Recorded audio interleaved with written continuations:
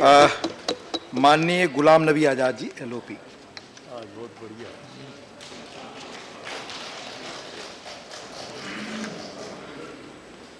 माननीय deputy chairman sir, Kashmir का और कश्मीर के मामले को लेकर मेरे ख्याल में इन दोनों सदनों में मैंने पिछले 40 साल में तकरीबन 40-50 दफ़ा तो भाषण सुने होंगे। कभी आतंकवाद पे चर्चा हुई, कभी गवर्नर रूल पे हुई,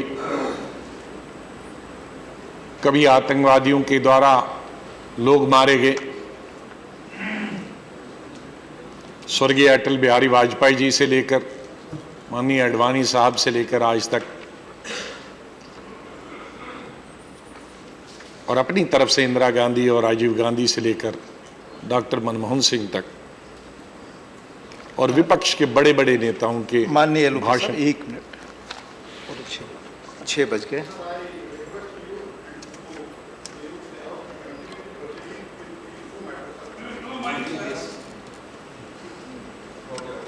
thank you. As long as these two bills are over, we will continue.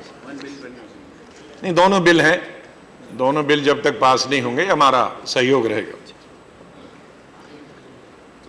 Sir, मैं यहां कोई बड़ा पिच हाई नहीं करना चाहता।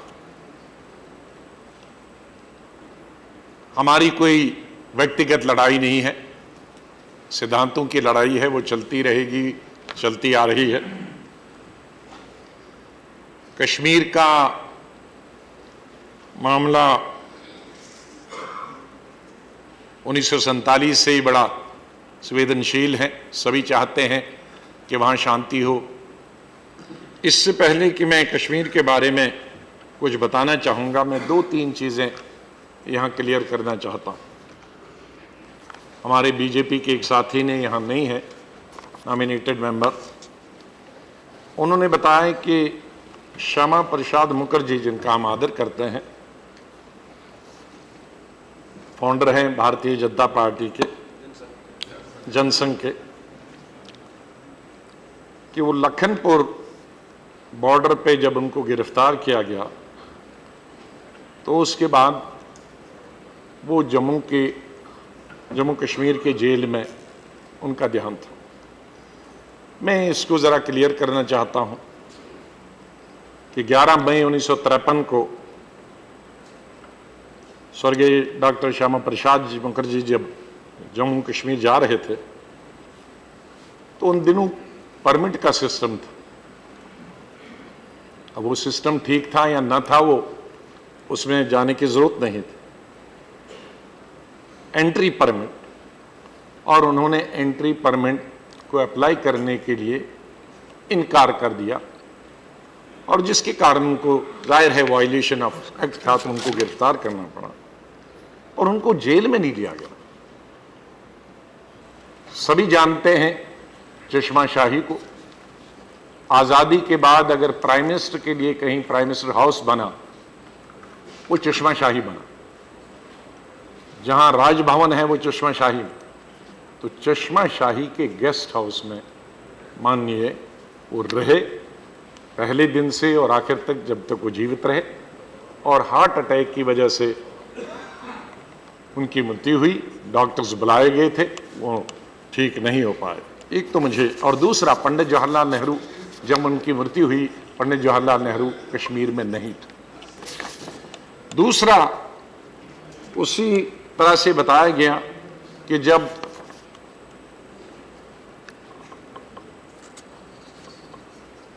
जम्मू कश्मीर से रिप्रेजेंटेटिव्स चुनने थे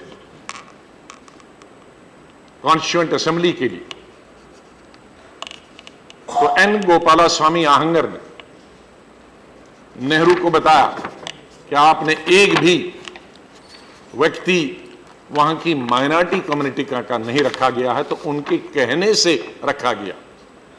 तो मैं यहां कॉन्स्टिट्यूएंट असेंबली की डिबेट 27 मई 49 की निकालता हूं और कोट करता हूं। I quote, in October 1947 accession took place. Soon after that took place, the Maharaja set up an emergency administration, the head of which was Sheikh Muhammad Abdullah, the leader of the most popular party in Kashmir. In March 48, he submitted for the emergency. He substituted for this emergency administration what is called a popular interim government consisting of the Council of Ministers. He called Sheikh Muhammad Abdullah to accept the office of Prime Minister and left it to him to choose his colleagues. Again, I quote, the point that I wish to urge is that while two of these representatives would be in any case under the present rules be the persons who could be nominated by the ruler was Maharaja.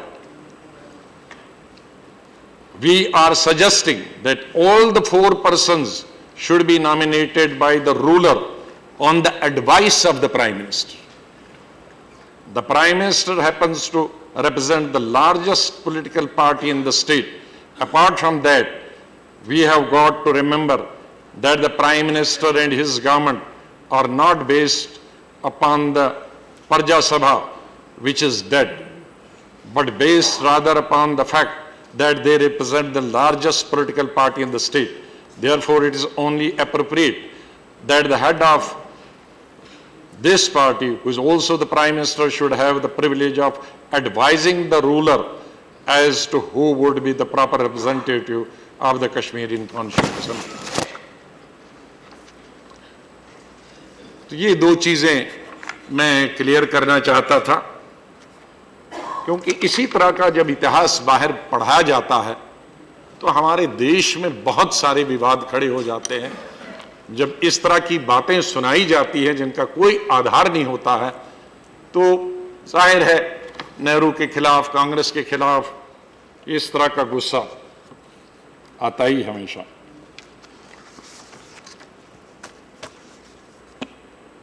Sir, मैं यहां history में नहीं जाना चाहता था, इसीलिए मैंने बाद में बोला,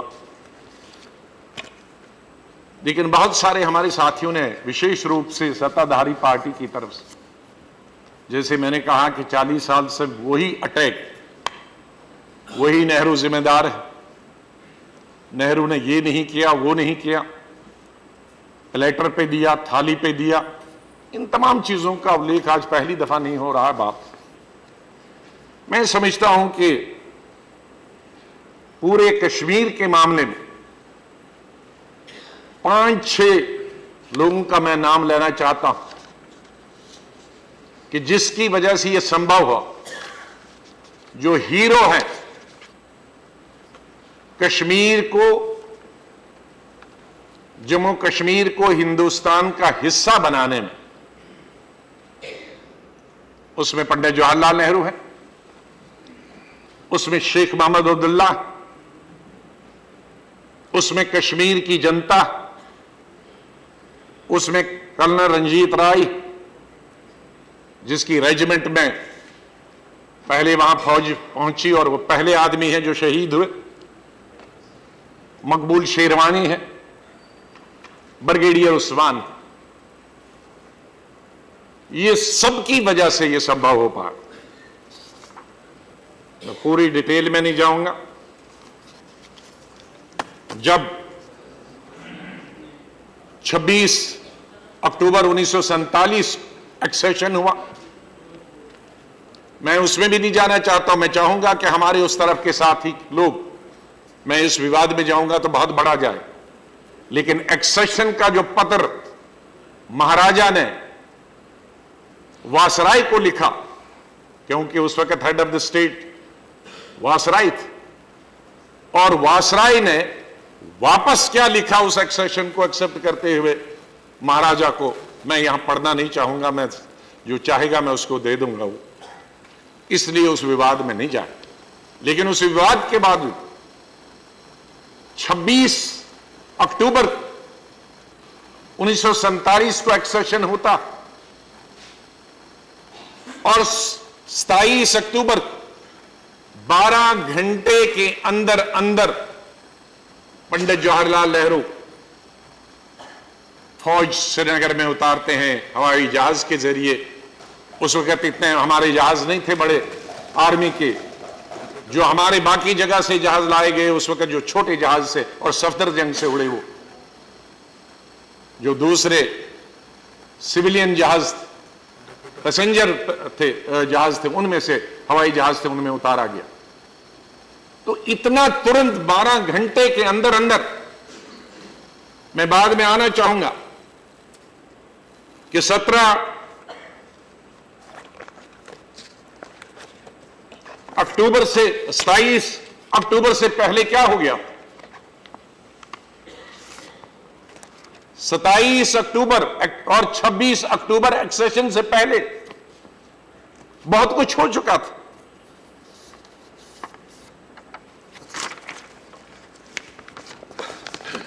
एक्सेशन से पहले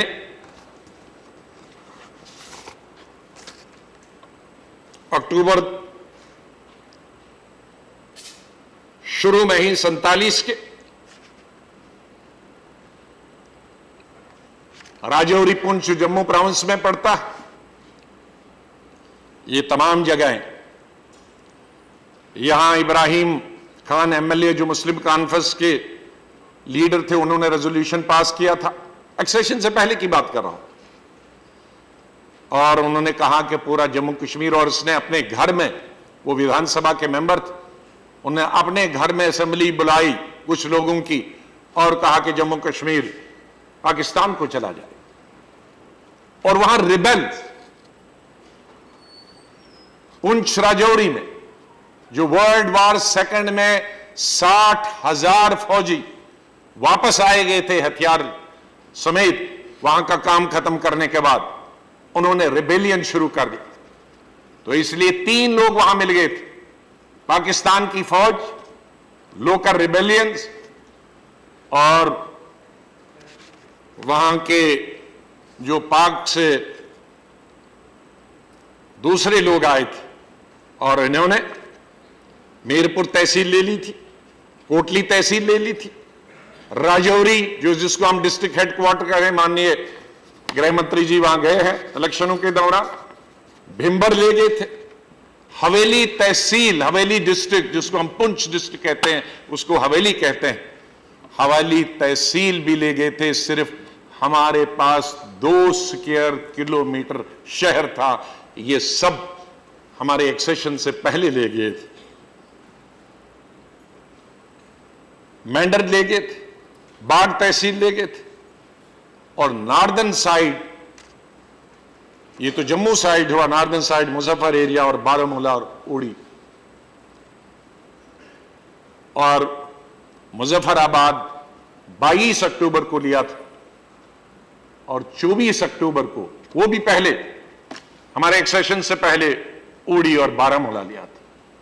तो आप अंदाजा लगा सकते हैं पंडित जवाहरलाल नेहरू के लिए यह कहना बड़ा आसान है कि पंडित नेहरू वहां पहुंच गए थे तो आप पूरा क्यों नहीं लिया।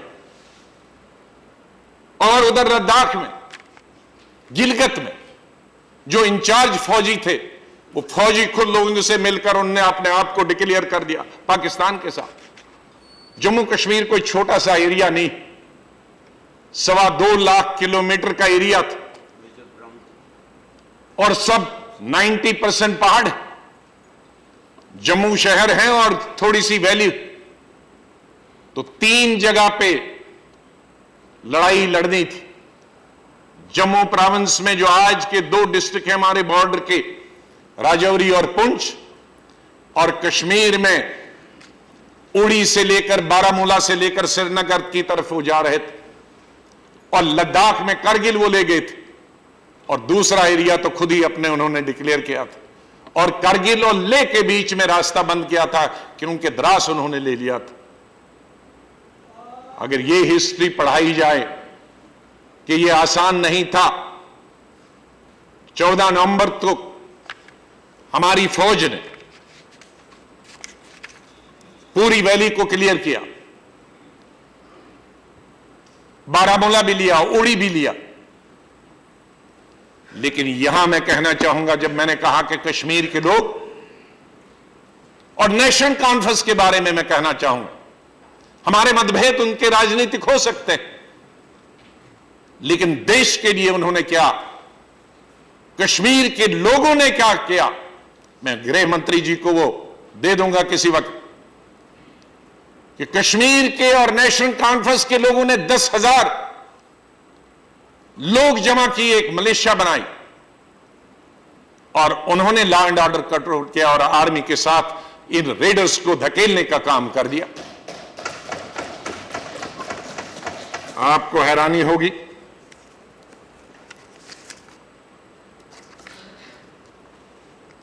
माननीय गृह मंत्री जी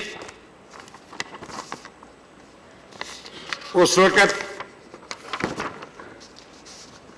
शेरवानी था, जो मकबूल शेरवानी,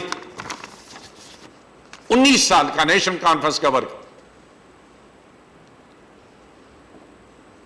उन्होंने बारामूला में रोका जो कबाइली हमला करने वाले थे।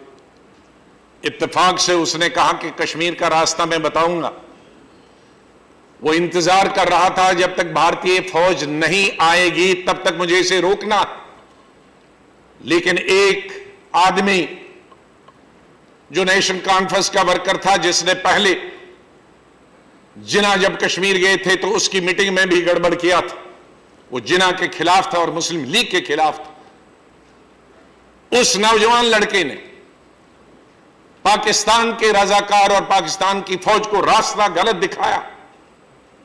उस वक्त आज की सड़कें नहीं थी कि आप 1 घंटे में बारामूला से श्रीनगर पहुंच सकते हैं, और तब तक उसने गलत रास्ता दिखाया जब तक हिंदुस्तान की फौज श्रीनगर में नहीं उतरी।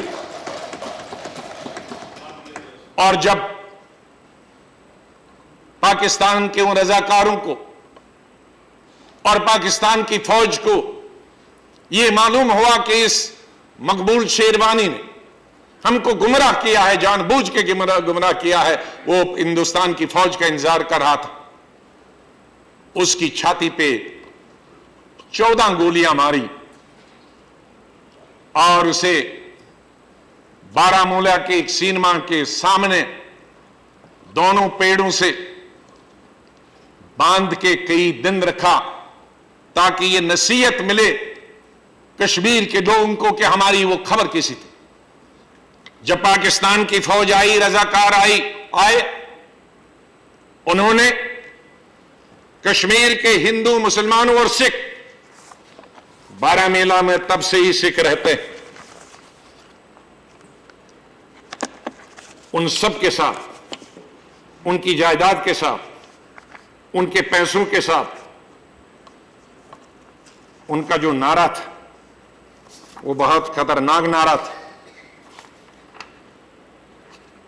वो था कि मुसलमानों के घर ले लो, सिखों की गर्दन ले लो और हिंदू भाइयों का जर ले लो। जर मतलब है पैसा।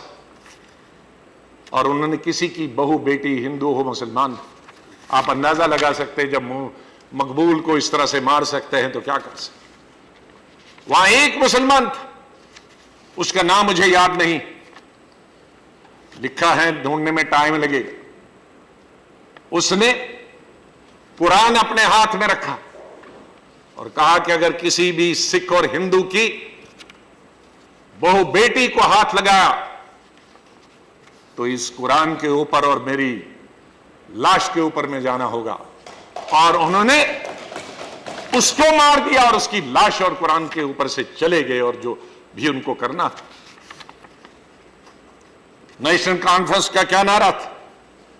नेशनल कॉन्फ्रेंस ने मलेशिया बनाई, वॉलंटियर्स बनाए वैली को डिफेंड करने के लिए। उन्होंने वुमेन विंग बनाई, महिलाओं के एक विंग बनाया, और नारा था हमला आवर खबरदार, हमला आवर खबरदार। हमला आवर होता है एग्रेसर, हमला आवर खबरदार, सलामती फौज है तैयार। ये फौज जो बनाई थी मलेशिया का नेशनल कॉन्फ्रेंस ने, इसका नाम था सलामती फौज। सलामती मीन्स प्रोटेक्शन फौज। ये लोगों की प्रोटेक्शन करती थी और यही आर्मी की मदद करती थी पाकिस्तानियों को, घुसपैठियों को धकेलने के लिए। दूसरा नारा था कदम कदम बढ़े हम, कदम कदम बढ़ेंगे हम, महाज पे लड़ेंगे हम। ये कश्मीरी की उस कश्मीरियों का नारा था और बढ़ रहे थे। हमारे बहुत साथी देशभक्ति की बात करते हैं, लेकिन मैंने किसी से ये नहीं सुना कि कदम कदम बढ़ेंगे हम और महाज पे हम लड़ेंगे हम। वो लड़ेंगे तो बेचारा किसी गाय चराने वाले को, बकरी वाले को, उससे लड़ेंगे, लेकिन यहां नहीं लड़ेंगे। ये कश्मीर के लोग लड़ रहे थे, वो लड़ रहे थे, उन्होंने कश्मीर को बचाया। इसलिए मैं कहता हूं कि सबसे बड़े हीरो अगर है तो ये कश्मीर के लोग। जिस शेख मोहम्मद अब्दुल्ला सुबह से शाम इस सदन और उस सदन में और बाहर में कई राजनीतिक दल गालियां देते हैं, ये उसी शेख मोहम्मद अब्दुल्ला की नेशनल कॉन्फ्रेंस जो मार्च पे लड़ने के लिए और मलेशिया पाकिस्तान का मुकाबला करने के लिए उसने मलेशिया बनाई थी। शेख अब्दुल्ला ने 27 अक्टूबर 1947 को क्या कहा? The readers abducted our women, they massacred children, they looted everything and everyone। फरवरी 5, 1948 को क्या कहता Sheikh Abdullah? We have decided to work with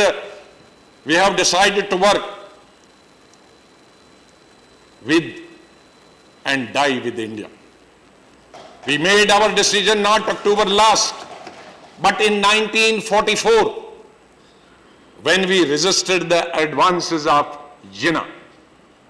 वो कहता हमने आज फैसला नहीं किया 1947 में, ये 1948 के 5 फरवरी को कहता कि जब हमने जिन्ना को कश्मीर में उसको रोका, उसे भाषण नहीं करने दिया, उसे आने नहीं दिया, तब हमने फैसला किया था, निर्णय लिया था हम भारत के साथ जाएंगे, जिन्ना के साथ नहीं जाएंगे। Our refusal was categorical ever since the National Conference had attempted to keep the state clear of pernicious two-nation theory while fighting the world's worst autocracy, the Pakistan। Press conference Delhi में मार्च 7, 1948 को क्या कहा? मैं स्टेट्समैन कोट कर रहा हूं। Pakistan has no right to demand plebiscite in Kashmir after committing aggression on her। By her action, Pakistan has permanently branded himself as the aggressor and we have no truck with her। We have made our choice and linked our destiny with India and nothing can separate us now।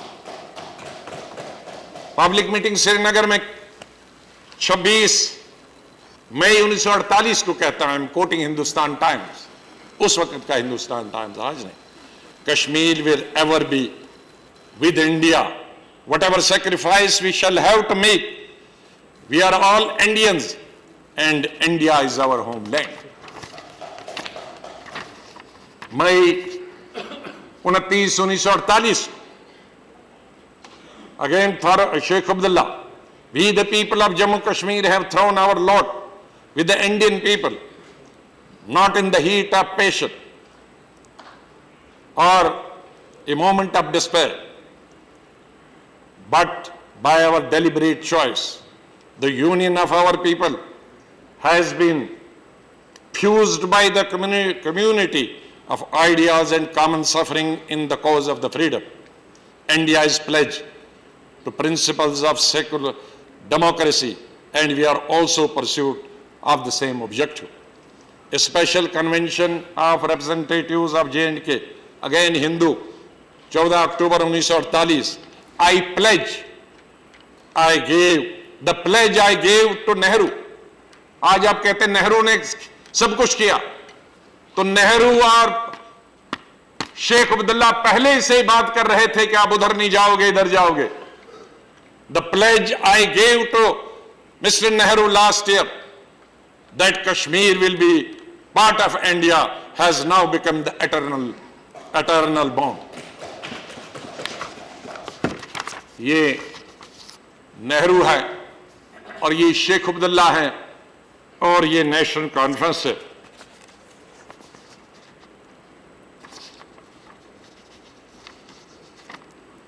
मकबूल शेरवानी के बारे में बता, उसको उसी वक्त line का दर्जा दिया गया और आज भी आर्मी उनके बारे में बहुत वहां को श्रद्धांजलि अर्पण करती। जब एक तरफ कश्मीर को क्लियर किया गया, बारामूला तक क्लियर किया गया, उड़ी तक क्लियर किया गया, तो अभी दूसरी तरफ से काम चल रहा था लद्दाख को बचाने का, क्योंकि आधा गिलगित वगैरह वो ले गए थे।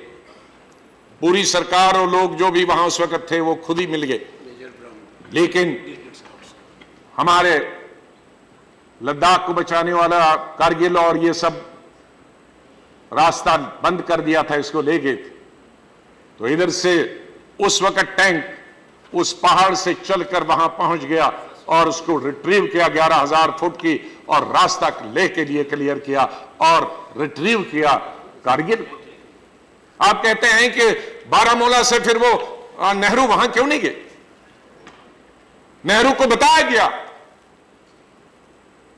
कि आप राजौरी पुंछ छोड़ दीजिए पाकिस्तान को, क्योंकि वो दोनों डिस्ट्रिक्ट ले गया, जिसको आज डिस्ट्रिक्ट के सब तहसीलें ले गया। एक तहसील हेडक्वार्टर बची थी।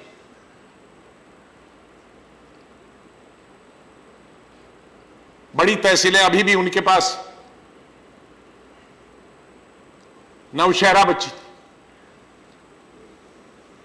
लेकिन उनको सलाह दी गई उस वक्त क्या मुजफ्फराबाद ले लो और ये जम्मू का राजौरी पुंछ छोड़ दो। ये पंडित जवाहरलाल नेहरू थे कि कोशिश करो पुंछ ये मुजफ्फराबाद, लेकिन सारी फोर्सेस अगर यहां रखोगे, जो राजौरी पुंछ में 40,000 हिंदू शरणार्थी पार से आए हैं, ये अगर उन पर छोड़ दोगे तो उनकी एक भी लाश नहीं मिलेगी, एक भी आदमी जिंदा नहीं मिलेगी। इसलिए तुरंत वैली को करने के लिए, और मुजफ्फराबाद में उस वक्त पाकिस्तान की पूरी फौज बैठी है आपको मुकाबला, क्योंकि वो अभी यहां से एक कदम आपको चलने नहीं देंगे। और वास्तवता यही है कि जब यहां से धकेल दिए गए तो वो पूरी फौज वहां उनकी मुजफ्फराबाद, क्योंकि बारामूला के कुछ किलोमीटर के बाद ही पहाड़ के उस तरफ बारामूला आके मुजफ्फराबाद आता है। तो इसलिए 2 प्लाटून भेजी गई, एक जम्मू के रास्ते से पुंछ के लिए और दूसरा उड़ी से, एक नहीं, उड़ी से पुंछ के लिए, उस एरिया को बचाने के लिए। बच्चा तो कुछ नहीं था कि कुछ कोशिश करे ले पाए। और दूसरा उस्मान, ब्रिगेडियर उस्मान की लीडरशिप में ये कोटली के लिए भेजा गया था, क्योंकि कुछ एरिया ले गया था। आज की तरह सीधे पहुंचना आसान नहीं था। कोटली पहुंचे ब्रिगेडियर उस्मान, लेकिन वापस लौटे, क्योंकि बहुत सारे हिंदू शरणार्थी वहां थे, उनको लेके आ गए वो जंगड़, और दूसरे दिन फिर वापस इनको पहुंचाकर सेफ जगह लड़ाई हुई जंगड़ की। जंग हम हार गए। पाकिस्तान ने नौशहरा, जो बड़ा शहर, गृह मंत्री कभी गए होंगे कि नहीं, यहां भयंकर लड़ाई कई महीनों तक चली। ब्रिगेडियर उस्मान के नेतृत्व, पाकिस्तान के 1,000 फौजी मारे गए और 1,000 जख्मी हो गए, और ब्रिगेडियर उस्मान के नेतृत्व में सिर्फ 33 हिंदुस्तानी फौजी मारे गए और 100 जख्मी हो गए। और इस तरह से उन्होंने नौशहरा को बचाया। नौशहरा के बाद फिर उन्होंने ये झंझर की तरफ फिर गए और कहा कि मैं तब तक चटाई पर सोऊंगा जब तक झंझर वापस नहीं लूंगा। ये 1 दिसंबर 47 को हुआ था दिसंबर में, लेकिन 2 जुलाई 48 को उस्मान ने झंझर वापस ले लिया और उसी में वो शहीद भी हो गए।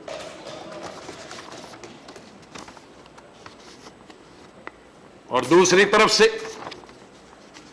जो प्लाटून जम्मू से, ये तो जम्मू वाली थी, जो उड़ी से चले गए थे कश्मीर से, वो पुंछ में पहुंचे। पुंछ में उस वक्त क्या क्या लिया था पाकिस्तान ने? पाक आर्मी, रिबल्स, ट्राइबल्स, रिबल्स मैंने उनका उल्लेख किया, 60,000 जो थे पुंछ, उन्होंने रावलकोट 13 अक्टूबर को लिया, मेंढर 14 अक्टूबर को लिया था एक्सेशन से पहले। तहसील पुंछ 14 अक्टूबर को ली थी, बाग तहसील 21 अक्टूबर को ली थी, मीरपुर जो अभी उन्हीं के पास है 23 अक्टूबर को लिया था, भिंबर 24 अक्टूबर को लिया था और राजौरी 13 नवंबर को लिया था।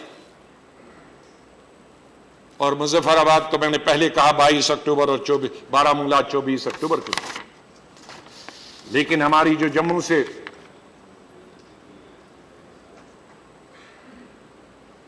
या उड़ी से अपना कश्मीर को क्लियर करके उड़ी आ गई, ये इंप्रेशन दिया जाता है कि क्लियर कश्मीर का किया और बैठ गए। वो क्लियर कश्मीर क्लियर करके नहीं आए, वो पुंछ आ गए पुंछ को क्लियर करने के लिए।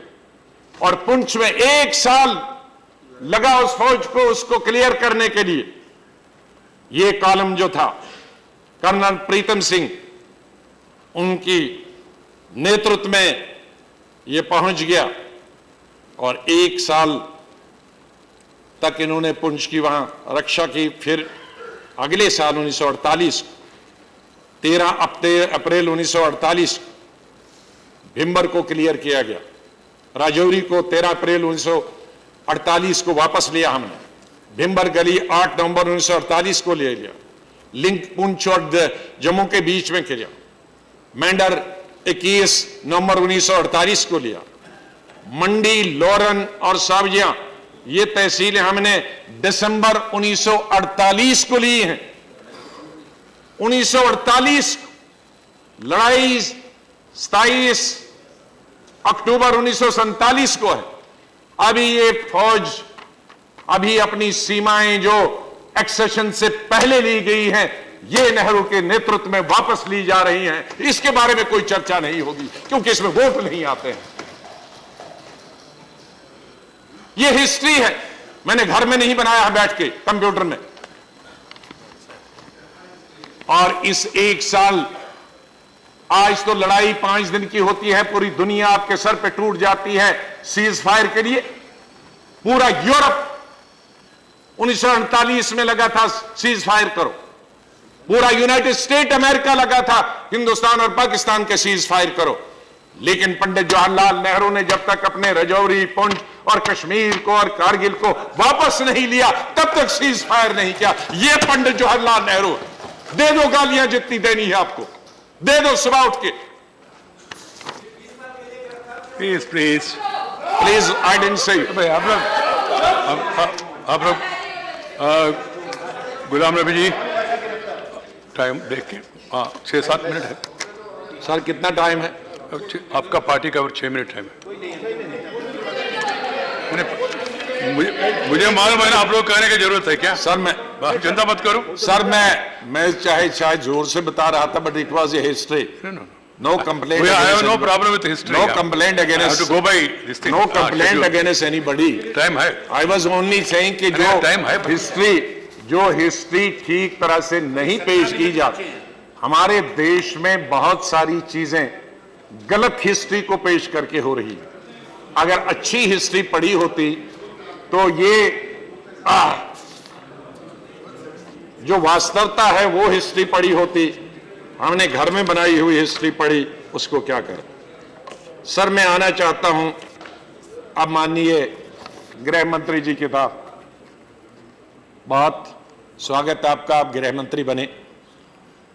गृह मंत्री का सबसे ज्यादा हमारा जो संबंध जम्मू कश्मीर वालों का होता है गृह मंत्री से होता है, दूसरे किसी मंत्रालय से होता नहीं। 47 से 1947 से जिस तरह की परिस्थिति जम्मू कश्मीर में है, तो सब सिक्योरिटी फोर्सेस की वजह से और बाकी चीजें गृह मंत्रालय से होती। मैं 2-3 चीजें यहां बनाना चाहता हूं। आपने माननीय गृह मंत्री जी, आपने बताया उस सदन में, मैंने सुना आपका भाषण पूरा। अच्छा, ठीक है, स्वागत आपका। आपके लिए सबसे बड़ी उपलब्धि है कि आप पहले गृह मंत्री हैं जिसके लिए कश्मीर में कोई ब्लैकआउट नहीं हुआ, कोई हड़ताल नहीं है। ये इसको आपको इसका स्वागत करना चाहिए। लेकिन ये जो आप लोगों ने कहा कि zero tolerance Bharatiya Janata party, ये कुछ गले से नहीं उतरी। गले से इसलिए नहीं उतरी, जीरो टॉलरेंस है, हम सब चाहते हैं। मुख्यमंत्री के रूप में जितना भी हम आतंकवाद को खत्म कर सकते थे उसमें डट के किया, किसी से पीछे नहीं रहे। लेकिन हम लोगों ने आतंकवाद को तकरीबन फ्रीजिंग पॉइंट पे लाया था, चाहे वो कांग्रेस की और पीडीपी की गवर्नमेंट हो, चाहे बाद में नेशनल कॉन्फ्रेंस की और कांग्रेस की गवर्नमेंट 2014 तक हो। आतंकवाद खत्म हो गया था। क्या वजह है कि इन पिछले 2014 से लेकर सबसे ज्यादा फौजी, एक तो 80 की बात, 90 की बात नहीं करता हूं, मैं कहता हूं कि जब से आतंकवाद खत्म हो गया पिछले 10-15 साल से, क्या वजह है कि इन्हीं 5 सालों में सबसे ज्यादा हमारी फौजी मारे गए? क्या वजह है कि सबसे ज्यादा सिविलियन इसी वक्त में मारे गए? क्या वजह है कि हमारे आर्मी, मेरे लिखे हैं, मैं नाम नहीं लेना चाहूंगा, 16 आर्मी सीआरपी के जो इंस्टॉलेशन, वो उड़ी से लेकर नगरोटा से लेकर जितने बड़े बड़े इंपॉर्टेंट जगह हैं उन पे हमले हुए और लोग, हमारे फौजी मारे गए। सिर्फ हमले नहीं हुए, मारे गए भी। अगर ये जीरो टॉलरेंस है तो ये 16 हमले कहां से आए, क्यों हुए और हमारे फौजी क्यों इनमें मारे गए? पहले जब 90 और 91, 92 में, 93 में इतना अंतिम चरण पे आतंकवाद था, उतने बड़े हमले क्यों नहीं हुए? हजारों लोग मारे गए, लेकिन आर्मी इंस्टॉलेशंस को आप क्यों नहीं बचा पाए, पठानकोट से लेकर और उड़ी तक और नगरोटा तक? तो ये जीरो टॉलरेंस की निशानी तो नहीं है। सबसे ज्यादा फौज मरना, सबसे ज्यादा आतंकवाद के हमले आर्मी पर होना, बीएसएफ, सीआरपी, पुलिस पर होना, सबसे ज्यादा सिविलियन मारना, सबसे ज्यादा रिक्रूटमेंट, मिलिटेंट रिक्रूटमेंट हो जाना, ये तमाम चीजें जीरो टॉलरेंस से साथ मिसमैच। आतंकवाद को खत्म करने के लिए हम सब आपके साथ। आतंकवाद किसी के लिए ठीक नहीं है, देश के लिए नहीं है, कश्मीरी जनता के लिए नहीं। आतंकवाद को खत्म करना ही चाहिए। लेकिन उसमें आप लोगों ने जब गवर्नमेंट बनाई थी पीडीपी के साथ, आपने कॉमन मिनिमम प्रोग्राम बनाया था, आपने कॉन्फिडेंस बिल्डिंग प्रोग्राम बनाया था। और वो कॉन्फिडेंस बिल्डिंग प्रोग्राम, मेरे पास बहुत है, समय नहीं है, वो सेंट्रल गवर्नमेंट ड्रिवन होता है, सेंट्रल गवर्नमेंट उसमें पहल होती। माफ कीजिए, आपने 3 साल में आप उनके साथ मिलकर हुकूमत रहे और 1 साल से आप अकेले हुकूमत चला रहे हैं, तो कोई भी कदम आपने सेल्फ कॉन्फिडेंस, उनका जो लोगों को कॉन्फिडेंस लेने का जो आपका मिनिमम प्रोग्राम था, सीबीएम, कॉन्फिडेंस बिल्डिंग मेजर्स, आपने एक भी कॉन्फिडेंस बिल्डिंग मेजर नहीं लिया, न उस बार, न इस बार, न लोगों के साथ। आप लोगों ने कहा कि काश जो हजारों और लाखों लोग 2014 में पीड़ित हुए थे, 100 साल के बाद वहां बारिश और पूरा कश्मीर, बाढ़ आ गई थी और पूरा कश्मीर डूबा हुआ था, मैं पूरा 1 महीने वहां था। 100 साल के बाद, 111 साल के बाद ये इतना बाढ़ आया था। उन्होंने लोन लिए लोगों ने मकान बनाने के लिए, वो लोन उतार नहीं सकते। होटलों की ऑक्यूपेंसी 4 साल से 5 साल से 5% से 10%। क्या वजह है कि 5 साल में अचानक 2014 तक वो ऑक्यूपेंसी 60 और 70 साल थी? क्या वजह है कि वो आपकी सत्ता में आने के बाद वो 5 से 10% पहुंच गई होटल ऑक्यूपेंसी? उन्होंने लोन लिया, वो कौन देंगे? 5% जिसकी ऑक्यूपेंसी हो, 10% 15% जिस होटल की ऑक्यूपेंसी हो, वो कहां से लोन वापस किस्त करेगा? वहां की टैक्सियां जो अच्छी हर दर्जे की टैक्सियां हैं, क्योंकि फॉरेन टूरिस्ट भी आता है और हमारे देश के भी आप अच्छी अच्छी टैक्सियों में चलते हैं, उन्होंने जो लोन लिया है वो मर रहे हैं। शिकारा वालों ने लोन लिए, वो मर रहे हैं। दुकानदार जो हैं उन्होंने लोन लिए, वो मर रहे हैं। ये पूछने अगर मैं बहुत खुश होता माननीय गृह मंत्री जी, मैं इसलिए कह रहा हूं कि शायद आप इसमें कुछ करेंगे।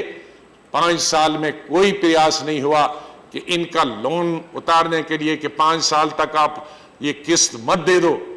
कहां से ये किस्तें लाएं? बैंक उनको रोज उनके पीछे पड़ा होता। यही अगर क्या होता कि स्थिति ऐसी हाल है, टूरिज्म नहीं, टूरिज्म को लाने के लिए क्या प्रयास किया? यही किसी सदन में चर्चा हो रही थी, मैंने उस वक्त के गृह मंत्री जी को बताया था कि आप 2-3 टेलीविजन पर कश्मीर पे चर्चा बंद कर दो तो टूरिज्म पूरा हिंदुस्तान का जाएगा। लेकिन मुझे माफ कीजिए, उन गृह मंत्री ने भी कोई कदम नहीं उठाया। मैं आपसे निवेदन करता हूं कि पाकिस्तान के 2 मुर्गे पकड़ के टेलीविजन पे और यहां के 2 और मुर्गों की लड़ाई कराई जाती है हिंदुस्तान और पाकिस्तान, और वो बाद में हिंदू और मुसलमान की लड़ाई हो जाती है और देश में तनाव अलग होता है। और जो टूरिस्ट पर्यटक जाना चाहता है कश्मीर में, वो नहीं जाता है। वो इंटरटेनमेंट दिखाएं और जितना प्रचार करें भारतीय जनता पार्टी का, मुझे कोई आपत्ति नहीं है, लेकिन देश को नुकसान मत पहुंचाएं ये मुर्गे लड़ाने से।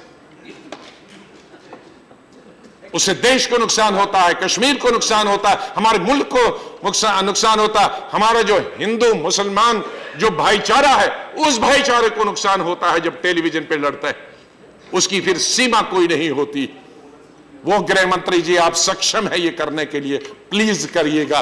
देश के लिए भी अच्छा होगा, दुनिया के लिए अच्छा होगा, लोकतंत्र के लिए भी अच्छा होगा और कश्मीर के विकास के लिए और टूरिज्म के लिए भी अच्छा होगा। दूसरी, इसलिए इसके साथ साथ कुछ कदम ऐसे उठे जो नहीं होने चाहिए। कॉन्फिडेंस बिल्डिंग मेजर्स अगर हम ले नहीं सकते तो कम से कम लोगों को एलिनेट करने का रास्ता तो नहीं आए। हमारी पॉलिसी रहनी चाहिए गवर्नमेंट ऑफ इंडिया की और हिंदुस्तान के सदन और सदन की कि अगर हमसे कोई दूर है, खफा है, नाराज, उसको वापस लाएं। अटल बिहारी वाजपेयी जी ने और हमारे आज के प्रधानमंत्री जी ने भी कहा कि इनको गले से लगाओ, लेकिन गले से खाली शब्दों से नहीं, वो अपनी करनी से करना होगा। शब्द कोई माने नहीं रखते राजनीति में। हम बहुत सभी भाषण करते हैं सदन और सदन के बाहर, लेकिन क्या उस बात पे अमल करते हैं? इसी गवर्नर रूल में पिछले साल, ठीक है, हमारी रक्षा, हमारे जो सिक्योरिटी फोर्सेस, उसमें मैं बाद में श्रद्धांजलि दूंगा सबको। सिक्योरिटी फोर्सेस हमारे पुलवामा में 40 मारे गए, वो सबसे बड़ी दुखद घटना इस देश के लिए थी। उनके परिवार के लिए तो थी, लेकिन देश के लिए थी। वो देश की रक्षा के लिए लड़ते हैं। लेकिन उसके बाद हफ्ते में 2 दिन ट्रैफिक जम्मू से कश्मीर तक कोई नहीं चलेगा। माननीय गृह मंत्री जी, क्या हिंदुस्तान के किसी सूबे में आज तक हुआ? क्या दुनिया के किसी प्रांत में हुआ? जम्मू कश्मीर के 2 कैपिटल है और 2 कैपिटल इंटरलिंक्ड, सब सामान उधर से जाता है, पैसेंजर जाता है, दूसरा जाता है, खाने पीने की चीजें जाती हैं, दवाइयां जाती, और हफ्ते में 2 दिन बंद करो। वो तो था ही था। लेकिन आज से जो नया ऑर्डर निकला, जो कल निकला, मुझे बहुत ही खेद है ये कहते हुए, लेकिन मैं सदन के साथ ये शेयर करना चाहता हूं। कई सालों से अमरनाथ यात्रा जी, श्री अमरनाथ यात्रा हमारे यात्रु जाते हैं। मेरी सरकार तो इसीलिए गिरी थी कि मैंने उनको जमीन दी, इसीलिए गिरी थी। मैंने जम्मू में 3 महीने में ट्रिपल शिफ्ट में यात्री निवास बनाया। हम सभी धर्मों का आदर करते हैं और ये आज से नहीं चल रही। मुझे आजादी के से पहले का मालूम नहीं है, लेकिन आजादी के बाद से आज चल रही है। लाखों में लोग जा रहे हैं। ये जो लाखों में जब हमारे यात्री कश्मीर घाटी में पहुंचते हैं, ये घोड़ा वाला कौन है? ये पालकी उठाने वाला कौन है? जिसमें मेरी बहनें, माएं, बुजुर्ग, बूढ़े हिंदू भाई और माएं और बहनें, बेटियां जो नहीं चल सकते उस पालकी, और उस पालकी को चलाने वाला कश्मीरी मुसलमान, उस घोड़े वाले को चलाने वाला कश्मीरी मुसलमान, उसकी रक्षा। आज तक कभी चोरी की शिकायत नहीं मिली किसी घोड़े वाले की। जहां लाखों लोग जाएं और हजारों कश्मीरी उस ऑपरेशन में हों और शिकायत चोरी का न मिली। जब कोई जख्मी हुआ है, आतंकवाद में जख्मी हुआ है, तो ये कश्मीर के मुसलमानों ने उनको बस गाड़ियों से निकालकर और गाड़ियां निकालकर हॉस्पिटल पे आया और अपना खून दिया, अपने घरों में रखा। अगर ये है, अगर उन हजारों कश्मीरी लोडर से या उठाने या मजदूरों से या घोड़े वाले से हमारे भाई और बहनों जो देश भर से आते हैं यात्रा करने के लिए, उनको खतरा नहीं है, तो आज ये क्या है? There will be no vehicle movement in the opposite और the same direction as long as the yatra is from Qazigund to from Qazigund Nashri. 46 दिन 10 बजे से सुबह के और 3 बजे तक कोई ट्रैफिक नहीं चलेगा नेशनल हाईवे पे। 40 दिन। या आज मैं श्रद्धांजलि देना चाहता हूं। मेरे ही डिस्ट्रिक्ट में आज 33 लोगों की मौत हुई। मेरा और हमारे राणा साहब का कॉमन डिस्ट्रिक्ट है डोडा। ये देश का सबसे बड़े डिस्ट्रिक्टों में 12,500 किलोमीटर था और सब पहाड़ी था। मैंने इसके 3 डिस्ट्रिक्ट बनाए थे। ये सबसे हिंदुस्तान के नंबर 1 डिस्ट्रिक्टों में है, जिसमें हिंदुस्तान में सबसे ज्यादा साल में एक्सीडेंट होते हैं। मेरे ख्याल में 500 से लेकर 1000 आदमी हर साल एक्सीडेंट में मरता है, क्योंकि नीचे चिनाब है जो स्टेट का सबसे बड़ा दरिया है। गाड़ी गिरी नहीं और चिनाब में तो सवाल ही नहीं। आज भी 33 लोग शहीद हो गए। वो हमारे हिंदू मुसलमान भाई दोनों थे, बहनें थे। तो इसलिए आज वो जख्मी रोज होते हैं। गाड़ी बंद होगी तो वो कैसे चलेगा? वो एम्बुलेंस कैसे चलेगी 46 दिन? इसलिए मेरे माननीय गृह मंत्री जी, ये ऑर्डर कॉन्फिडेंस बिल्डिंग के लिए, ये लोगों को दूर करने के लिए, लोगों को धकेलने के लिए। और इसमें आखिर में 2-3 मिनट में लूंगा। मैं माननीय गृह मंत्री जी आपसे निवेदन करूं, प्लीज। बहुत 91 से 90 से यहां 96 तक इलेक्शन नहीं हुए। गवर्नर रूल हुआ, मैं मानता हूं। राष्ट्रपति शासन भी हुआ, मैं मानता हूं। लेकिन वो जमाना था, उन दिनों में एमपी महाराष्ट्र से था और केंद्रीय सरकार में था। जम्मू कश्मीर को में कोई पार्लियामेंट और विधानसभा का इलेक्शन नहीं हुआ था, लेकिन मैं केंद्रीय सरकार में मंत्री था, क्योंकि मैं एमपी महाराष्ट्र और इस कश्मीर को देखता था। यह हाल होता था कि जम्मू कश्मीर में कोई पॉलिटिकल पार्टी नहीं थी। मैं ए बी सी की बात नहीं करूंगा, सब लोग भाग गए थे कश्मीरवादी को छोड़कर। लेकिन जब कोई घटना होती थी मुझे जाना पड़ता था। कोई मिलिटेंटों ने मार दिया, बड़ी घटना, उसमें जाना पड़ता था। कोई दूसरी बात होती थी उसके लिए जाना पड़ता था। ये हालात थे कि मैं एयरपोर्ट से गेस्ट हाउस पहुंचता था सोनावार में, जहां वीआईपीज के आप भी रह चुके हैं। तो जो हरि पर्वत का किला था, जहीं नीचे यहां सल्यूट, हमारे सीआरपी के लोग हमको सल्यूट देते थे गेस्ट हाउस में, ऊपर किले से 1000 सल्यूट मिलिटेंट्स के चलते थे। और वो मेरे को सल्यूट नहीं करते थे कि हम हैं।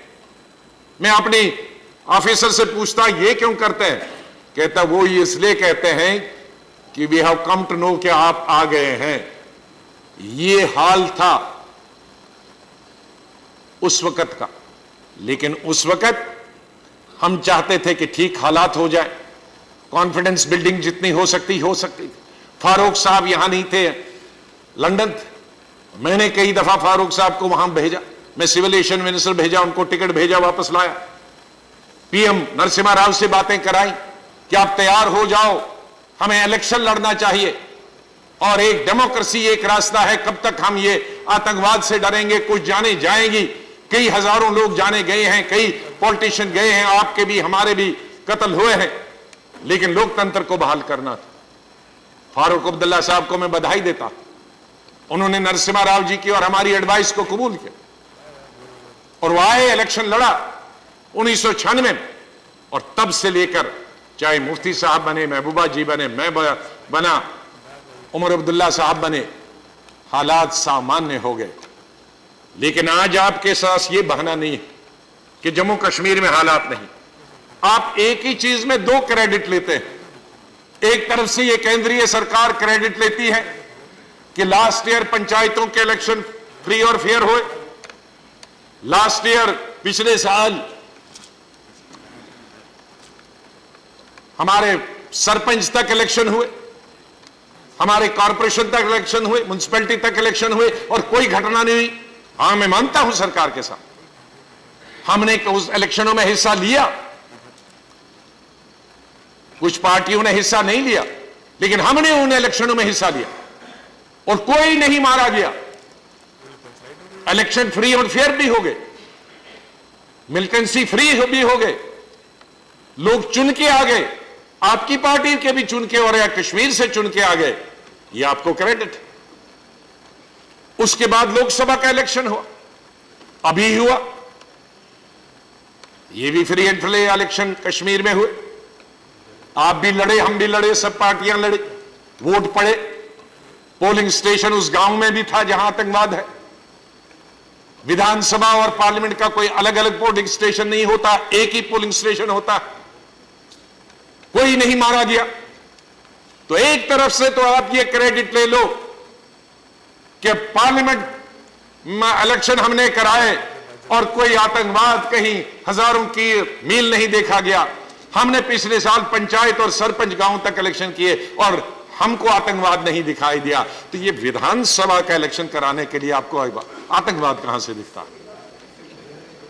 क्योंकि आप सरकार चलाना चाहते हैं, नो अकाउंटेबिलिटी, लेकिन गवर्नमेंट चलाए। आपको तकलीफ नहीं होती होगी, मुझे तकलीफ नहीं होती, लेकिन लद्दाख के, जम्मू और कश्मीर के लोगों को तकलीफ होती। एक गवर्नर चाहे कितना भी बुद्धिमान, 3 एडवाइजर चाहे कितने भी बुद्धिमान, आखिर एक ऑफिसर होता है, उसकी सीमा होती है, उसे मिलने का टाइम होता है। 87 MLA, 2 नॉमिनेटेड, तकरीबन 90, और MLCs भी 30-35 होते हैं। ये 125 आदमी अगर घर में बैठा तो कौन लोगों की वो दुख और दर्द सुनेगा? माननीय गृह मंत्री जी, इसलिए आप दिल्ली से सरकार चलाना बंद कर दो, भगवान के लिए और खुदा के लिए, कि ये सबसे बड़ा CBM होगा, ये कॉन्फिडेंस बिल्डिंग होगा कि कश्मीर में कोई आतंकवाद इस वक्त नहीं है। इलेक्शन को चलाने के लिए आप सुबह अनाउंस करिए इलेक्शन, सुबह आपकी 70% पोलिंग हो जाएगी कश्मीर वादी में। मैं जम्मू की बात नहीं करता हूं, 70% हो जाएगी। I am just finishing. इसलिए मेरा आपसे यही अनुरोध होगा माननीय गृह मंत्री जी, पहले गृह मंत्री जी ने यह आश्वासन दिलाया था, हम चाहते तो उनके खिलाफ मोशन ला सकते थे, लेकिन हमारे मित्र है नहीं लाया, क्योंकि उन्होंने सदन में आश्वासन दिया था इलेक्शन करेंगे, लेकिन फिर भी नहीं किया। ये तो बहाना होता है, हम भी तो सरकार में रहते हैं, वो नहीं मानता है, ये नहीं मानता है, पुलिस वाला नहीं मानता है, इलेक्शन सी नहीं मानता है, ये हीले बहाने से कुछ नहीं निकलता है। ये वो जिस दिन आप कहेंगे कि आप तैयार हैं, वो करें कि अब हम सरकार सेंटर से चलाने के लिए अब ठीक नहीं है, हम लोगों के हाथ में पावर देंगे, हाँ उसके लिए तैयार है। तो मैं आपसे यही वादा चाहूंगा कि इलेक्शन तुरंत हो। और जाते जाते मैं श्रद्धांजलि देना चाहूंगा, सर दो श्रद्धांजलि देना चाहूंगा उन हमारे हजारों फौजियों को, आर्मी के, सीआरपी के, बीएसएफ के और हमारे पुलिस, जिन्होंने देश को बचाने के लिए, सुरक्षा के लिए अपनी जान दी।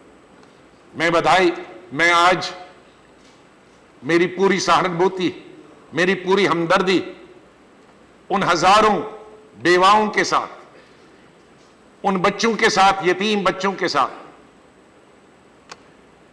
जिन्होंने अपने पेरेंट्स आतंकवाद में खो दिए, या मिलिटेंटों के हाथों खो दिए, या क्रॉस फायरिंग में खो दिए, जिनका कोई भी, जो निर्दोष, उनकी संख्या भी हजारों में, और उनके बच्चों की संख्या तो शायद लाखों में। मेरी सहानुभूति उन बच्चों के साथ भी है, उन बेवाओं के साथ भी। और मैं चाहता हूं कि केंद्रीय सरकार उनके दुख और दर्द को भी समझ ले, उनके साधन का, उनके रोजगार का भी कुछ बंदोबस्त करे। ठीक। मेरी सहानुभूति है उन 4000 पॉलिटिकल वर्कर्स, वो नेशनल कॉन्फ्रेंस के हों, वो कांग्रेस के हों, बीजेपी के हों, पीडीपी के हों, 4000 पॉलिटिकल वर्कर्स जम्मू और कश्मीर में मारे गए, वो कम संख्या नहीं। मैं निवेदन करूंगा माननीय गृह मंत्री जी से, आप इस दफा श्रीनगर गए, अपने पार्टी के जो लोग मारे गए थे उनसे मिले, प्लीज अगली दफा कुछ कांग्रेस के, कुछ नेशनल कॉन्फ्रेंस और पीडीपी के जो लोग मारे गए हैं उनसे भी मिलिए, वो आपके लिए भी अच्छा होगा और लगेगा कि गृह मंत्री के सामने सभी पार्टियां एक जैसी है। मैं उसमें नहीं जाता पैसा कहां से आया, कोई आपत्ति नहीं अगर सरकार का भी होता, लेकिन मैं चाहता कि उसमें 4 अगर कांग्रेस के फैमिलीज होते, 4 पीडीपी के होते, 4 एनसी के होते, 4 बीजेपी के होते, तो अच्छा लगता कि माननीय गृह मंत्री के सामने सभी हैं। आखिर में सर जो दूसरा बिल है उस पर तो बताओ, दूसरा बिल जो है ये 3% रिजर्वेशन, प्लीज सर मैं उसका न सिर्फ समर्थन करता हूं, माननीय गृह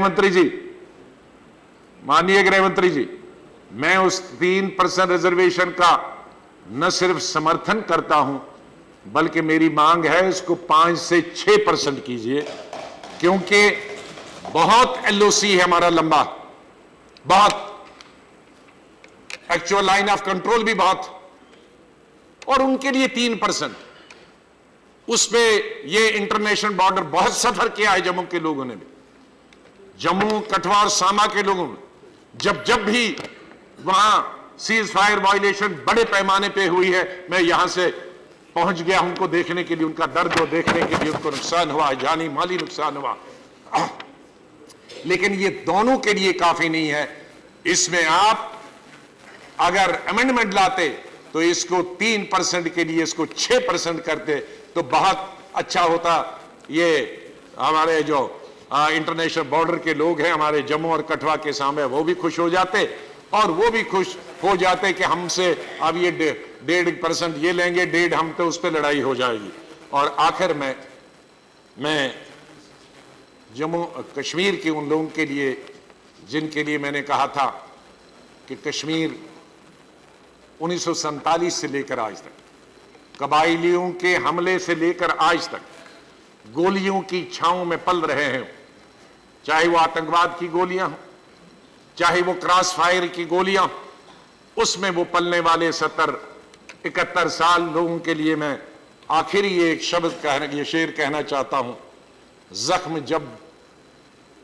जब भी कोई जहनो दिल पे लगा, इसको कहते हैं जहन यहां और दिल यहां, जख्म जब भी कोई जहनो दिल पे लगा, जिंदगी की तरफ एक दरीचा खिला, दरीचा होता खिड़की, जहर मिलता रहा, जहर पीते रहे, रोज मरते रहे, रोज जीते रहे। हम भी गोया किसी साज के तार हैं, चोट खाते रहे, गुनगुनाते रहे।